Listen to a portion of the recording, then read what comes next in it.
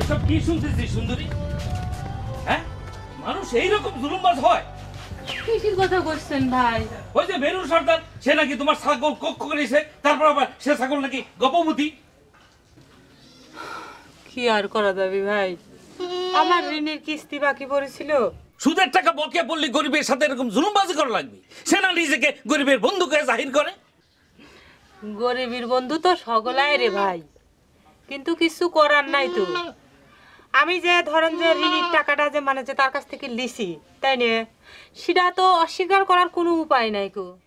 টাকা নিলেই কি তোমার ছাগল ক্রক করবি? আরে দেশে কি কোনো আইন কানুন নাই? এর একটা শক্ত বিচার হওয়া দরকার। না না ভাই, থাক, ভেজাল করার কাম নাই, তাই না। আমার বরকিটা তো ফেরত দিছে। আরে না, খালি এই বকরি ফেরত দিলে হবি না।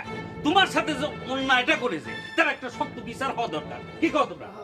শোনো, সে সুদের নামে মানুষের রক্ত চুষে খাবে, সেটা তো আমরা মেনে নিতে পারবো না।